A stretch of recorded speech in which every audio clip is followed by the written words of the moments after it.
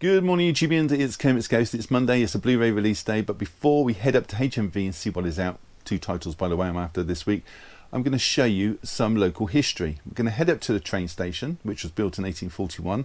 That station became popular very quickly, and they expanded, and they built some new posts and gates at the front of the expansion.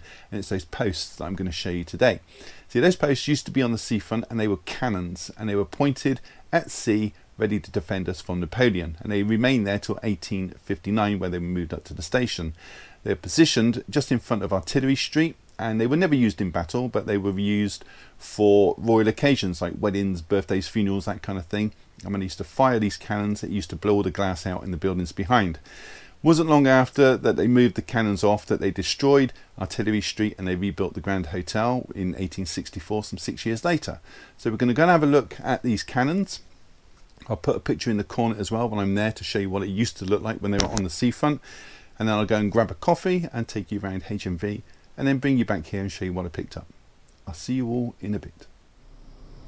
So here we are on the seafront. We're outside the Grand Hotel, and I've put a picture up in the left hand side so you can see the cannons all lined up. This photograph was taken obviously before they were moved in 1859, so we're probably talking around mid 1850s. So here's one of the original cannons.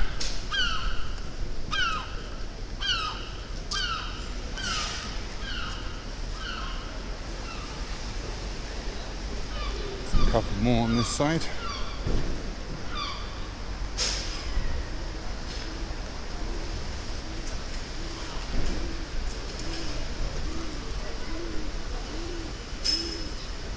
And it seems like they've carried the motif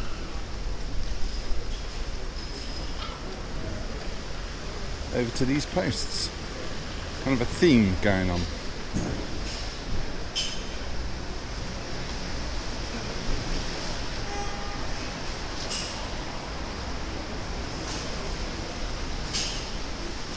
So that's the original cannon gates. Okay, so cost of time and just the one today. Now with HMV shutting for a refurb next week, I may have to either upload later in the day or on the Tuesday morning. Not sure how I'm going to do this yet. Postal service where I live can be a little bit erratic, and there's absolutely no guarantees that pre-orders will arrive in time. So it looks like a trip to the neighbouring town of Worthing or Eastbourne for the next few weeks, so you'll have to bear with me until HMV reopens on the 19th of May.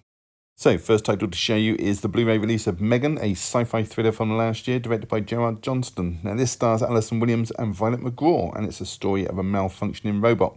Two cuts to this movie, and the Blu-ray is $14.99 and the DVD is $9.99. Next title is Tar. This is a drama written and directed by Todd Field, and it's a story of Lydia Tarr, the first female conductor of a major German orchestra.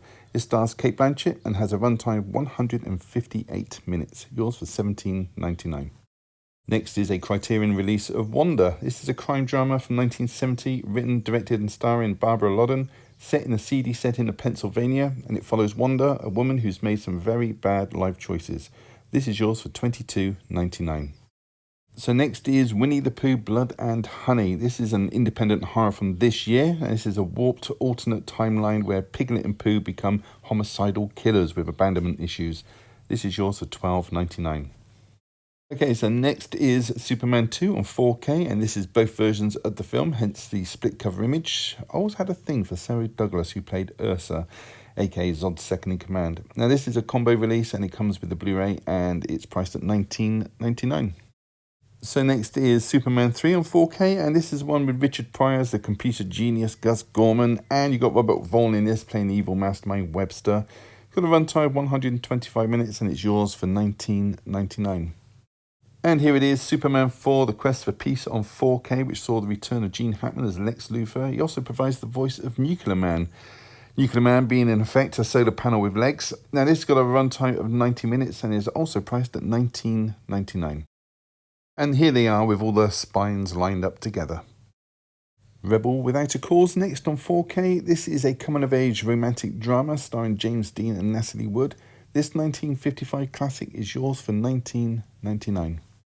Next is The Sword and the Claw, released through 101 Films on the Agfa label. This is a film about a young prince who is raised by lions, and obviously this gives him immense strength to avenge his enemies.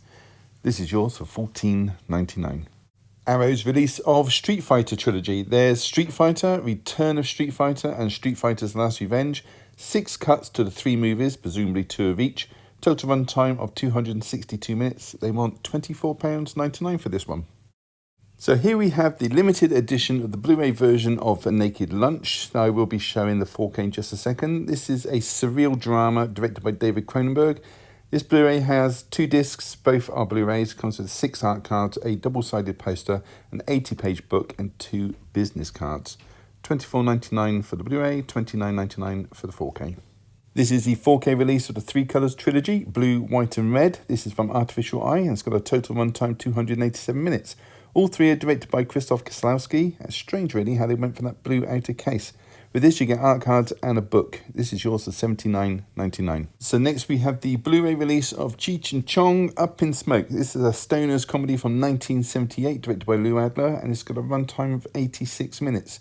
This is yours for $14.99. Next is the 4K release of The Double Life of Veronique. This is a French romantic drama from 1991. Again from Krzysztof Kieslowski, and it's a 2-disc set and priced at $24.99. This has got a runtime of 98 minutes. Relative Worlds next from Anime Limited. This 2019 animated Japanese family drama is directed by Yuhei Sakugi, and it's about a teenage boy who loses his father and then moves in with his uncle and starts seeing himself from a parallel universe. This is yours for $14.99. Next is Cyber City Oedo 808. This is a limited edition release of the animated TV miniseries. Looks like it comes with a book and possibly art cards. This has a 120-minute runtime and is yours for $34.99.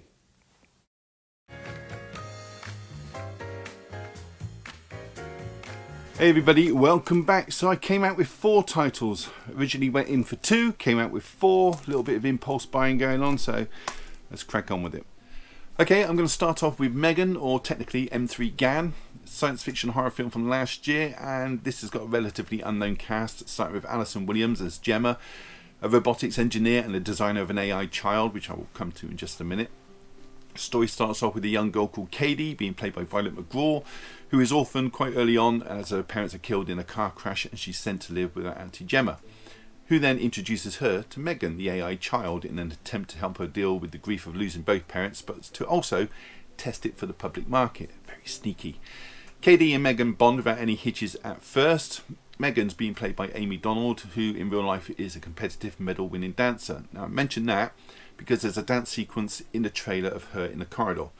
And what would an AI be if it didn't malfunction? And this is when it turns to horror. See, it decides that the best thing for Katie is if it uses brutal force to protect the young girl, and it does. The film had a $12 million budget and it made just under $177 million. Needless to say, the sequel, titled Megan 2.0, is out in 2025. It's got a runtime 102 minutes. Let's take a look inside. So the front cover image has been put onto the disc. So that was Megan, or, if you prefer, M3 Gan. Okay, next title to show you is The Integrity of Joseph Chambers. It's a drama starring Clayne Crawford as the title character. Now Clayne you might know from the Lethal Weapon series. He played the character Martin Riggs in that. In this, he's a man who wants to be prepared for when the apocalypse hits. So he decides he needs to prove himself as a hunter so he can provide for his family should the occasion present itself, despite his wife's objections. He believes that he has to do it and he borrows a rifle from his neighbour. His wife Tess is being played by Jordana Brewster, who was also in the Lethal Weapon show, and she was also in the Fast and Furious franchise. She was Mia Toretto in that one. So Joseph heads out into the woods without any luck at first, but something happens and his life changes dramatically. I won't say what it is. Also stars Michael Raymond James, another actor who starred in the Lethal Weapon show, as well as Jeffrey Dean Morgan, who hasn't. This one's got a runtime of 95 minutes. Let's take a look inside. So this one comes with a black Blu-ray case and a slipcover, and the slipcover has the same image as the cover, and that image has been put onto the disc. So that was The Integrity of Joseph Chambers. Okay, next title to show you, which is a Warner Archive release, is Mr. Blandings Builds His Dream House, comedy from 1948, which was remade 38 years later as The Money Pit, which starred Tom Hanks and Shelley Long, and again in 2007 under the title Are We Done Yet, starring Ice Cube and Nina Long. In this, we got Cary Grant and Myrna Loy as husband and wife who decide to buy this fixer-upper in the countryside, but soon discover the 200-year-old property needs tearing down and a new build put up in its place, which they accept after being told by countless architects that the old cottage is unrepairable. So with a new build in progress and a works deadline, Cary Grant, aka Mr. James Blanding, or Jim as he was referred to in the movie, starts to feel the strain, and it isn't helped by Melvyn Douglas's character William Cole, who he thinks is having an affair with his wife. The movie is based on the book of the same name by Eric Hoggins, and it's got a runtime of 94 minutes. Let's take a look inside. So with this one you get a plain blue disc. So that was Mr. Blandings Builds His Dream House. Okay, next and last is Winnie the Pooh, Blood and Honey. It's a horror slasher from this year, made because Disney lost the rights to the book in January of last year. They do, however, hold the rights to their depictions of the characters. So the book is now in public domain, and the director Rhys Frake Waterfield went ahead and made this movie. Cast is relatively unknown, so I'm going to refer to them as characters instead. So we'll start off with the premises. Christopher Robin befriends the beloved characters of 100 Acre Wood. You've got Eeyore, Piglet, Owl, Rabbit and Pooh. I say beloved, they're actually described as abominations at the start of this movie, which is in animation form set in the story, if you like. So later, Christopher Robin is all grown up. He leaves for college to become a doctor, and the animal hybrids that he leaves behind start to starve. Isn't long before they kill and eat Eeyore. Disgusted by their own actions, they turn their back on humanity and essentially become killers. And that's when Christopher and his wife Mary return, and all hell breaks loose and blood starts to flow. There is a plot involving some women who hire out a cabin in the woods, but I'll leave that. I've heard this is absolutely god-awful, but morbid curiosity has piqued my interest.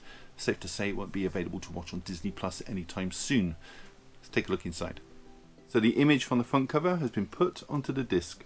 So that was Winnie the Pooh, Blood and Honey, and this is the only one out of the 4 that came in a 14mm case. Now I don't mind the 11mm cases as long as it's not part of a franchise. If it's a standalone film, I'm absolutely fine with that. So that was it. Have you seen any of those or plan to pick them up or just want to leave a comment, then do so down below and I will read every single one and try to reply if I have the time. Give the video a thumbs up, really does help the channel, and subscribe if you haven't, it's all free, why wouldn't you? On that note, all that's left to say is thank you so much for choosing my channel today and watching my video. Take care. I'll see you all in the next one. Bye.